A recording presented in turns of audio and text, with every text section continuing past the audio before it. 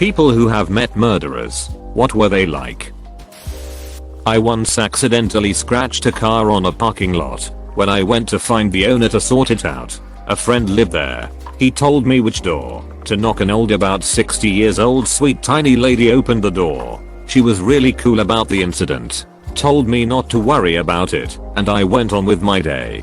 Found out later that this woman had apparently been a part of several murders in the 80s where the victims had been chopped to pieces and stuffed into trash bags. Thanks for giving me a heads up several hours after it was necessary. Unnamed friend. I have a relative who murdered someone, and I saw him a few times decades before that when we were kids. He was a bully. I'm not surprised he turned out to be a murderer. He cheated on his wife and got the girl pregnant. She was going to tell his wife and he killed her. I owned a local bar and there was a couple who would come in about 3 times a week since they only lived around the corner. Both in their early 60s. He would occasionally come alone and sit on the patio and read his newspaper while having a drink. I would talk to them both together and him alone. Super nice. Friendly and great senses of humor. I learned that he killed his abusive father when he was 9 and was in juvenile detention until being released at 16. It didn't change my opinion of him in the least. An escaped convicted murderer stayed in our student house. Our group took him in while drunk after he approached us claiming to be a former student who missed his bus. He was small, nerdy and awkward. Funniest part was us laying down the law not to eat our food just before we left him sleeping in the common room. It was sometime later we connected that he'd escaped that night and was convicted of murdering his parents. Someone I know ran a forum where people talked about serial killers. He claims that Luca Magnotta, that guy who killed all the kittens and then made one lunatic one ice pick, came into the forum under a fake name and just wouldn't stop talking about himself and the rumors he created at the time about him dating Carla Homolka. This was before he killed any people. My friend says he acted exactly like he's described in the documentaries, just trying really hard to get attention. He was laughed off the forums and they never saw him again. When I was teaching, we had 2 boys in school who had very loving, supportive parents, both of whom were charming and funny, ideal parents. The father was a well-respected doctor and the mother a very doting and proud woman, always looking out for her kids. Then one day we were told by the headmaster that the father had attempted to murder the mother. Not only that, but after being arrested, the police looked into the death of his first wife 15 years earlier and determined that he had murdered her, and her death was no accident. You would never, ever have thought anything ill of him in a million years, and certainly the shock of discovering his callous and deceitful actions over many years was palpable. Even his own children never once found anything that he did questionable. You think you know people, but you rarely actually can ever truly know them.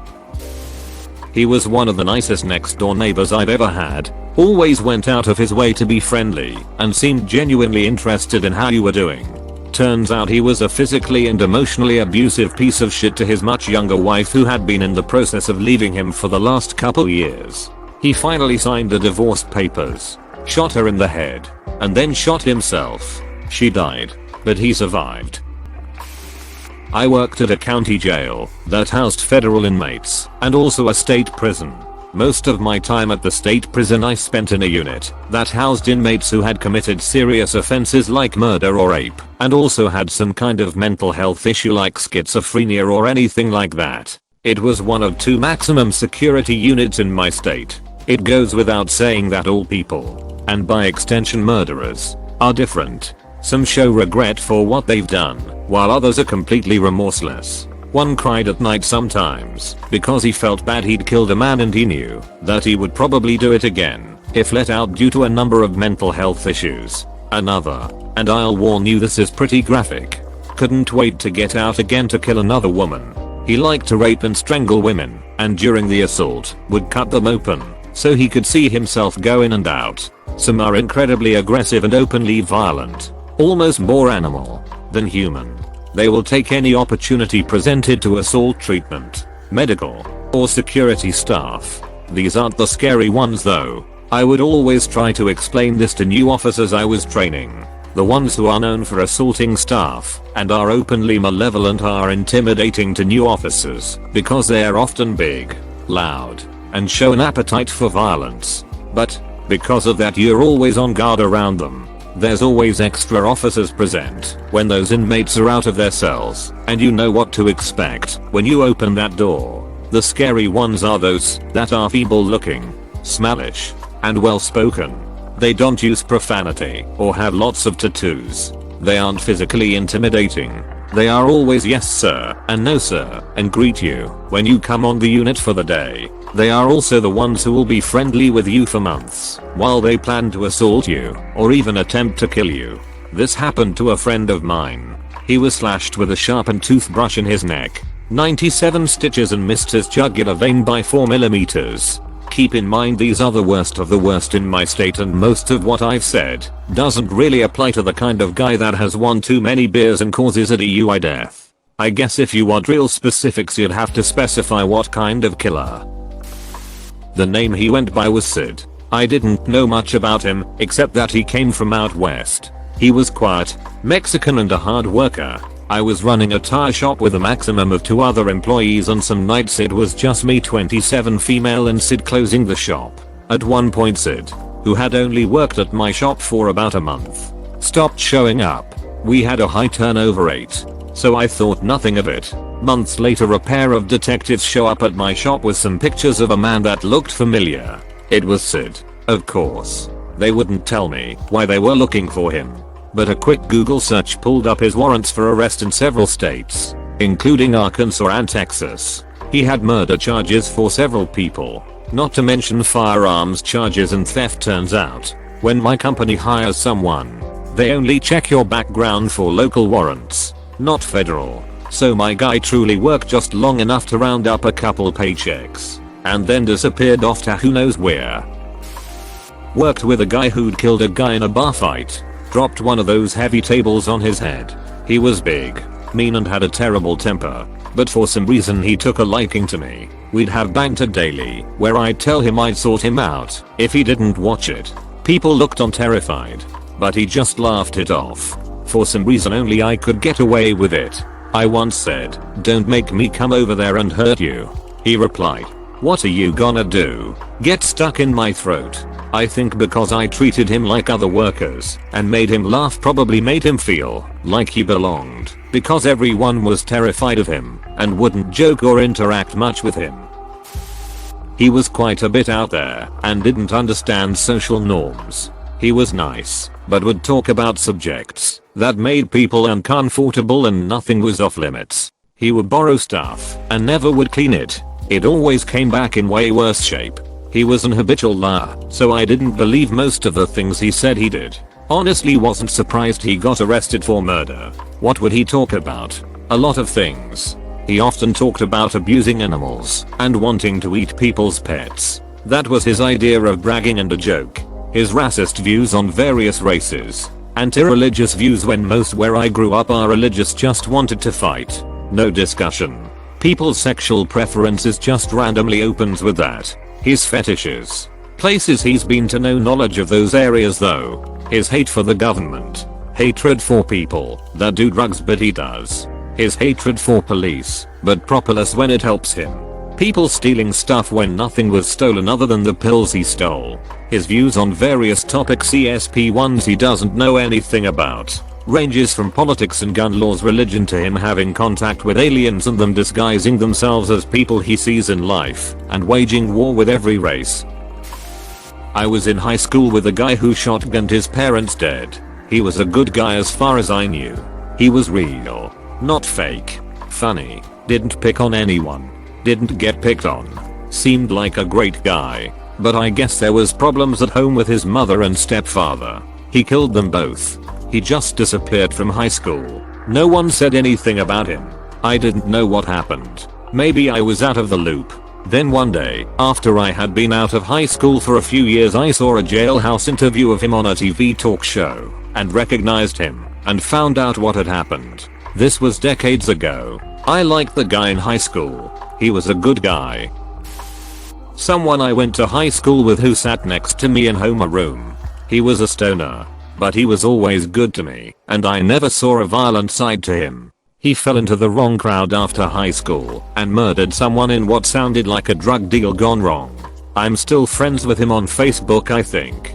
I have a similar story. I had class with my weed dealer in high school. He was a really cool guy. He had a baby and a year or two later accidentally shot his best friend, who I also knew, while playing around with a new gun they bought, leaving his friend brain dead. Tragic story. Babysat for a couple before just once, and the husband ended up killing his wife. Very well known case here. We lived kinda rural, so the husband dropped me home. He was chatty and easygoing enough, but ever so slightly off. Like the eyes didn't light up when he smiled. He appealed on TV show for info on his wife's murder, and I remember looking at my mom and her looking back at me while he was on. Neither of us really said anything, but both knew at that point he absolutely had killed his wife. My best friend dated a girl who would go on to murder her roommate years later. There were times I had fun, light-hearted conversations with her, and even times where she was borderline charming. But usually she was aggressive and antisocial. She got into fights, physical and verbal, was probably an alcoholic, very reclusive, irrational, and not emotionally well balanced. I never would have thought of her killing someone, but wasn't at all surprised when I found out she had. Not me, my mum. She used to serve Ivan Millard regularly at the roadhouse she worked in. He was an active serial killer at that stage. A few things she said. He was a mega racist and used to buy 5 of fuel twice a day, once to get to work, the other to get home, because in his words he didn't want the blacks to nick it. He was a creep and offered most of the female workers a route they declined at one time or another. He didn't blink, just stared straight at people. Was really picky about manners. Like if he said thank you, he would wait while staring until they said you're welcome before he would move. He was actually a pretty cool dude. He told me some stories about growing up in a shitty home, abuse and filth. I got the vibe from him that he was different, but he wasn't scary, creepy or weird at all. I was 17 and totally wrong about that different vibe, I guess. Because he's doing 27 years for smothering one of his roommates to death with his bare hands after an argument. I worked with an attempted murderer who, while out on peril, committed manslaughter. Overall pretty cool guy. Had great conversations about everything under the sun. He was very intelligent. Definitely had anger issues, and some days you could tell something was off. Not sure if he was on meds and forgot to take them. Still talk to him from time to time. Not me. But my mother worked at a federal prison with tons of murderers, obviously. One of the pretty notorious prisoners, who committed probably one of the worst acts of domestic terrorism in the US, was held there before his execution by lethal injection. My mother said he was one of the most polite inmates to ever step foot in that prison. When doing count in the morning 5-6 am, he was always standing at attention soldier stance, and bed was made perfectly every morning. When she spoke to him, he always addressed her as ma'am and treated her with the utmost respect. Despite committing the worst attack on US soil prior to 9/11, my mother said he was very military-like in his manners and set a good example for the rest of the inmates. He was a good grandpa type. He used to take me fishing and taught me a lot about fish. When I was 10. He lived with his daughter and her dumb duck boyfriend in a family house the old man bought for his money. The son-in-law was abusive to him, called him useless and bullied him. So one day, he got fed up with that. The already half-blind man who could barely walk took out his pistol and shot him in the face. That's what he said at the court, so I just went and gunned him down. What else could I do? He's now locked in prison, but it's likely he's been a prisoner of his body years before that, and without the abusive son-in-law he might be actually better, if he still lives. My mom knew John Wayne Gacy. His best friend was her parents' upstairs tenant. He'd come over to dinner at their house frequently. I have 2 uncles named John and Wayne. My grandparents thought the world of him. Mom said that she would take her younger siblings out to the barn to care for the horses, or take them to a family friend's house if he stayed after dinner. She hated and feared that man. Both of them, Gacy and the tenant, made her skin crawl. She didn't realize that Gacy was Gacy at the time of his arrest. A few years later she said it'd make her sick when she realized it. She couldn't believe her parents were that blind. She was grateful he never preyed on her family. My mum and uncle were looked after by a convicted murderer when they were growing up. My granddad used to be a superintendent in the police and was the arresting officer for this guy. The murder did it. There wasn't really a case otherwise. But granddad thought he was a good guy who made a couple of bad choices, so when he was released from prison my granddad employed him. This guy was mainly a babysitter, but also did gardening, cleaning etc, and was apparently really nice to everyone and an extremely hard-working person. Pretty normal. When I was in high school he was friends with pretty close friends of mine. He often hanged out with us and he was pretty chill and popular. The worst thing I ever heard about him at the time was that he essentially was the guy always talking about a new awesome idea he'd had, but never actually did anything about it. He murdered his mother, then threw a 3-day long party while the corpse rotted in the master bedroom's bathroom. I haven't specifically, but my family did before I was born.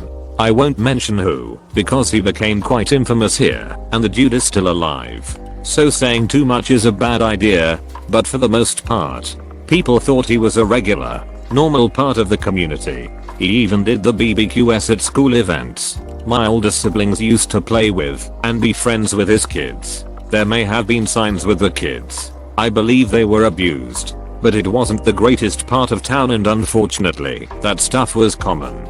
So either the kids and mother hid it well, or it was a case of people staying out of it unless they had actual proof. The only really negative interaction my family had with him was, he used to be a very jealous person. He accused my dad of having relations with his wife, which my dad wouldn't have done while married. They had a bad argument at one point and the guy yelled at my dad, "Your name is going on my list," while my dad's was getting in the car to drive away. My dad scoffed and shrugged it off with a "is this guy for real" mentality. Well, it wasn't until after he killed multiple people and was caught that my dad found out there was a list, and he came scarily close to being crossed off it. I studied criminology as part of my A-levels, and we had a group of ex-convicts come in. We had a murderer, a weed dealer and a burglar all having served their time. The person leading the talk presentation introduced the 3 ex-cons, asked us thought-provoking questions, and generally framed the discussion. He seemed very normal, and then halfway through the day he told us his story and asked us if we thought it was murder or not. The story was that Guy A is on a night out. Guy B, a person known to have mental health issues, is running through the street naked.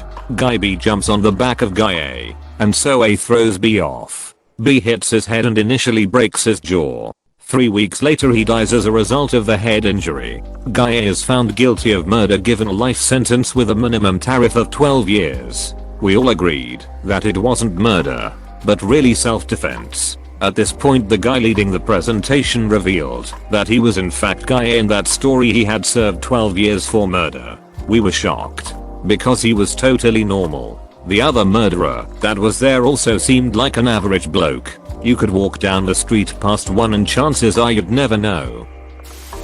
Thanks for watching. Consider subscribing for more videos.